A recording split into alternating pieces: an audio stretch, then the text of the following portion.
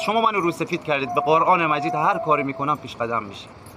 آقا چند شب خدا بیامرزم بوی من خیلی میاد به خوابم، نمیدونم چرا کلا حالش خوش نیست. خیلی دوست داشتم، یه قدرتی داشتم، میگفتم اما ببین من این کارو کردم و حالت خوب بشه. از نظر مالی هیچ قدرتی ندارم، ولی ام مرتضی من از همون اول جوونیش عاشق کفتر بود. سرطان حنجره گرفته بود، حال نداشت که پاشو بذاره بیرون، اما تو حیات خونش کفتر جلب کرده بود. کلی کبوترای رنگ و رنگ. میخوام به عشق اون، به عشق همه عشق بازا، همه بچهای سبزوار، همه اونایی که قدرتشو دارن دست به دست هم بدین.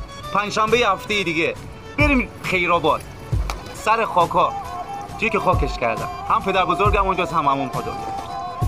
دوست دارم پنجشنبه دیگه بالای 200 نفر 100 نفر اونجا باشن. کفتر نداری هم بیا، داری هم بیا. دوست دارم بالای 300 تا کفتر هوا کنیم، همه تو کارتون، درشو باز کنیم بره. خدا شاهد عموی من کم رفیق نداشته، از اولش باز بوده. حسن مولا، حسین، با خودمون میشناسینش، حسین موجی، حسین سفرپور، اینا رفیقایی بودن که با هم شرط می‌بستن، 1000 تا کار می‌کردن. تنهاش نذاری. همه اون کسایی که پیج فروش کفتر دارن، کسایی که پیج کفتر بازی دارن، پیج سگ بازی دارن، هر پیجی دارن، هر کی اون روز پنجشنبه بیاد اونجا یه استوری پیش من داره، هر روزی 3 تا پیجتون رو استوری میکنم. تک تک اونایی که کفتر آوردن سر بدن ازشون گزارش تهیه میکنم، ازشون فیلم میگیرم، پیجشون رو معرفی میکنم. دلم میخواد خودم با عموم ثابت. خیلی دلم براش تنگ شده، خدا میدونه خیلی دلم براش تنگ شده. فردا پنجشنبه است، ولی میدونم. آقا خیلی خوشم اومد. آقا خیلی ممنون، خیلی خوشم اومد.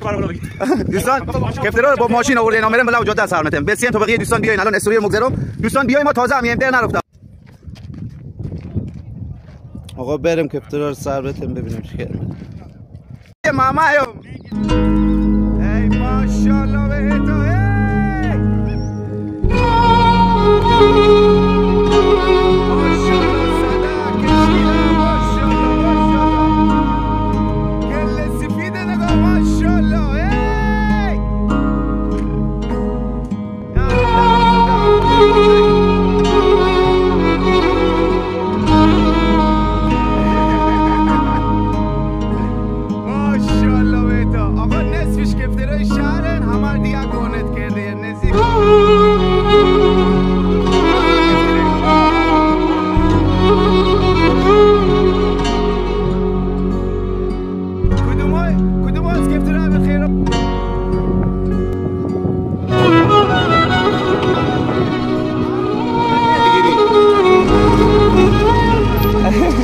آقا دم تا گرم، نگاه کن زحمت بدی نمیندم.